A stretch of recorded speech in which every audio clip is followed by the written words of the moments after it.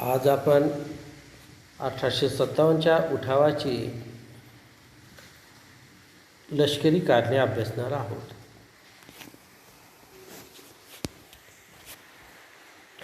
1857च्या उठावामध्ये सर्वात जास्त सहभाग हा लष्करी सैनिकांचा असल्यामुळे याला सैनिकांचे बंड असेही म्हटले जाते. सैनिकांनी हे बंड का घडवून आणले याची कारणमीमांसा आपण पाहणार आहोत. सर्वप्रथम आपण पाहू की समुद्र पर्यटनाची सक्ती केल्यामुळे लष्करावर काय परिणाम घडून आला. हिंदू धर्मामध्ये समुद्र पर्यटन केल्यामुळे धर्म बुडतो अशी एक भ्रामक समजूत या काळामध्ये निर्माण झालेली होती. धर्म कसा बुडणार? युरोपियन लोक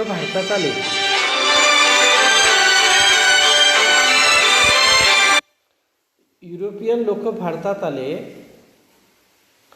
परंतु त्यांचा धर्म बुडाला नाही, पण भारतीय लोकांचा मात्र धर्म बुडतोय. अशा प्रकारची एक खुळी समजूत या काळामध्ये निर्माण झालेली होती.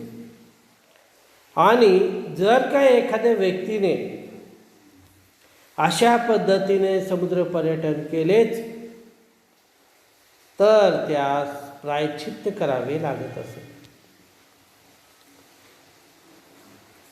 कारण प्रायश्चित्त केल्यानंतरच त्याचा पुनर्जन्म होत असे. आणि जर का एखाद्या व्यक्तीने अशा पद्धतीने प्रायश्चित करण्यास नकार दिला की त्यास हिंदू धर्मातून बहिष्कृत करण्यात येत असे. लोकांना सर्वात जास्त भीती जर कशाची असेल तर हिंदू धर्मातून बहिष्कृत करण्याची. कारण एकदा का समाजाने त्या व्यक्तीवर बहिष्कार टाकला की त्याच्या मुलीच्या किंवा मुलाच्या विवाहास न जाणे, त्याच्यासोबत पंक्ती भोजन न करणे, त्याच्या मृत्यूनंतर त्याच्या शवाला खांदाही न देणं, अशा पद्धतीनं ही शिक्षा समाज त्यावर लादत असायचा. परिणामी लोक या धर्म बहिष्कृत होण्यास प्रचंड घाबरत असत. आणि म्हणून यातूनच ही जी भीती इथं निर्माण झाली होती की समुद्र पर्यटन केल्याने आमचा धर्म बुडतो. परंतु ब्रिटिशांनी इथे केलं काय? ब्रिटिशांनी सांगितलं भारतीय सैनिकांना की तुम्ही समुद्र पर्यटन केलंच पाहिजे, तुम्हाला जिथे आम्ही ड्युटी लावू तिथे ड्युटी केलीच पाहिजे. परिणामी भारतीय सैनिकामध्ये असंतोष निर्माण झाला. पण भारतीय माणूस हा धार्मिक आहे, तो धर्माच्या बाबीवरून लगेच पेटतो. इथेही तोच प्रकार झाला आणि भारतीय सैनिकामध्ये ब्रिटिशाप्रती अप्रीती निर्माण होऊन 1857चं बंड घडून आलं. दुसरा पॉईंट आपण पाहतो आता, वेतनातील तफावत. भारतीय सैन्य आणि ब्रिटिश सैन्य यांच्या वेतनामध्ये प्रचंड तफावत होती. भारतीय सैनिकाला हा पगार हा युरोपियन सैन्याच्या मानानं अत्यंत कमी होता. भारतीय सैनिकांना भत्ते कमी दिल्या जायचे, याउलट युरोपियन सैनिकांना भत्ते जास्त दिल्या जायचे. लढाईवर लढण्यासाठी, ज्याला आपण आघाडी म्हणतो, आघाडीवर लढण्यासाठी भारतीय सैनिकांना पुढे केले जायचे. आणि ज्यावेळेस विजय प्राप्त व्हायचा त्यावेळेस युरोपियन सैनिक हातात ध्वज घेऊन पुढे असायचा. म्हणजे श्रम एकाने करायचे आणि फायदा दुसऱ्याने उचलायचा. हा असा प्रकार या बाबतीत होत होता.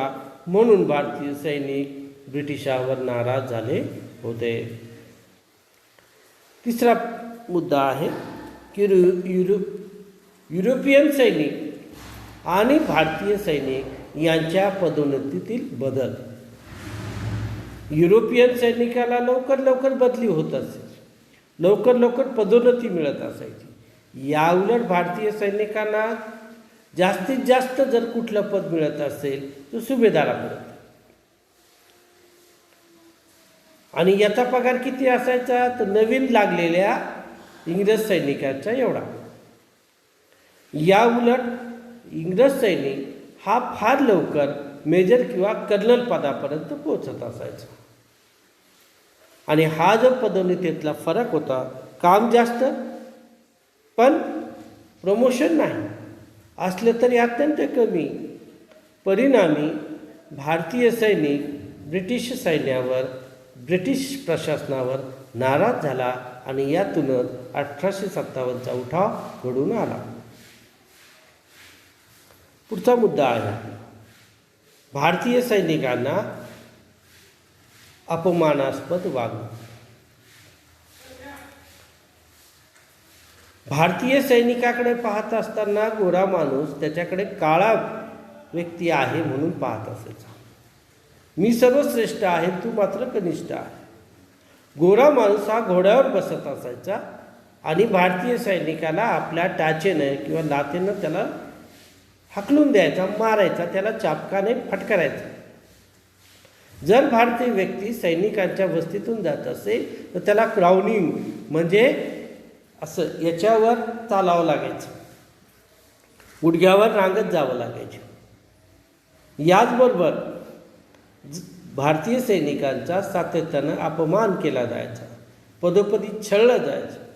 आणि याच्यामुळं हा जो राग भारतीय सैनिकांमध्ये निर्माण झाला याचं परिवर्तन 1857च्या उठावामध्ये घडलेलं आपल्याला दिसून येतं.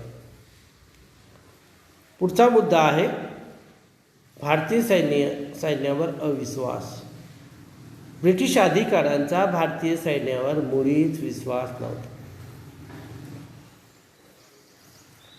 भारतीय सैन्य हे ब्रिटिश संख्येपेक्षा जास्त होते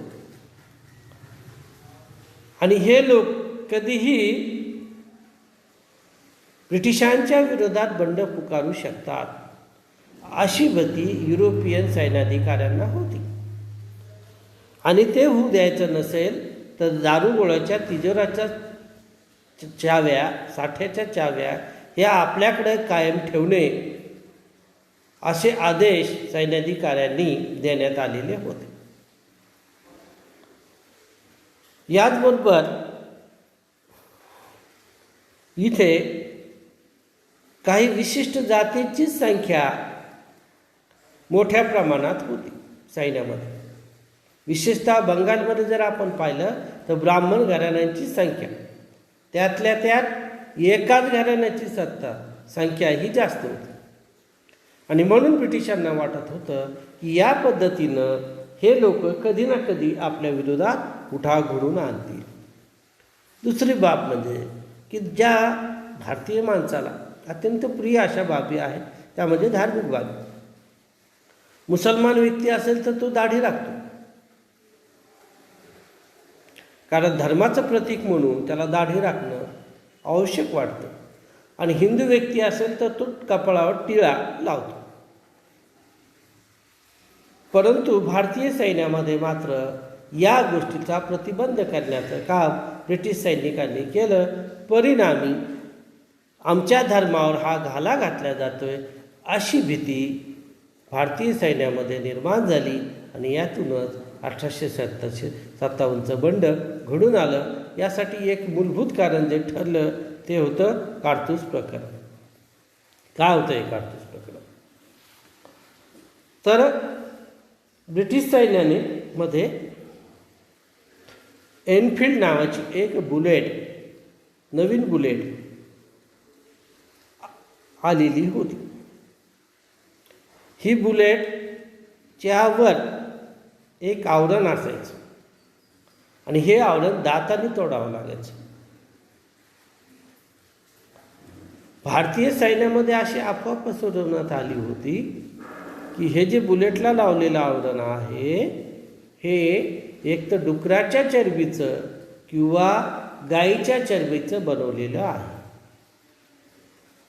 डुक्कर हे मुसलमानांना निषिद्ध आणि गाय हिंदूंना पवित्र.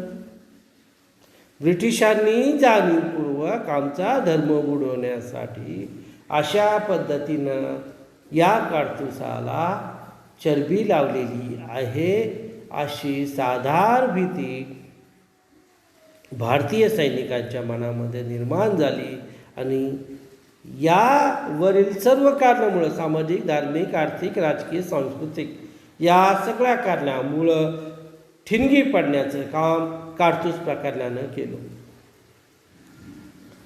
कशा पद्धतीनं ठिणगी पडली, काय पडली आणि पुढचा 1857चं बंड कशा पद्धतीनं घडून आलं हे आपण पुढील भागात पण पाहणार आहोत. धन्यवाद.